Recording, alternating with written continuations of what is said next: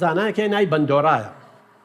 ئەڵێ زۆربەی زۆری مناڵ و هەرزارەکارەکانمان کە تووشی لادان و سەرڕۆییە بن یەن لاسایی ڕاگەاندەکانەکەنەوە خاصن فیلمی شەڕخوازی. ئێستا گەر مناڵێکتان هەبێ کەسێکتان هەبێ لە ماڵەوە بەڕێزان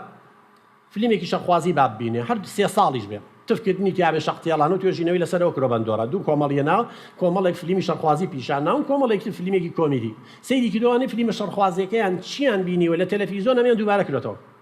یعنی براکە خوشەکەی تۆ گەورەش بین کە سەیری یەکێکن شەختیاڵانە یەکسەر دوای فیلمەکە پەلاماری یەکین شەق لەیکترێڵێن. ئەی بۆ زۆر مناڵمان ئێستا بێ تەربێت بووە وەکوڵن بەها ئەخلاقیەکان بەرەو کاڵبوونەوە چن ئاخر ئەو شتانە لە کەناڵەکانە بینە شتی جنسیە بینن کە نابێ مناڵ بیبینێ شتی عدوانی و شەڕانیە بینن جنێ و جنێوان بەرنامەی وهەیە لە وەڵ و تاخیر هەر جنێوە بەندۆرە ئەڵێن نابێ ئەوانە بڵاو کرێتەوە ئەبێ نابێ کەناڵەکان بڵاویکەن چکە مناڵ و هەرزەکار بەرەولادانە بە ئەڵێ ئەگەر فیلمێکی شەڕخوازی بڵاوەکەیتەوە ئەبێ لە کۆتاییە ئەو پاڵەوانەی کە شەڕخوازە سزای یاسایی خۆی وەرگری ئەخرێتە سجنەوە چیەکی ئەکوژرێت چی با نەبێ بە پاڵەوانێک و خەڵک لاسایی کاتۆک و بەستەکی بانان بۆی دەرچێت.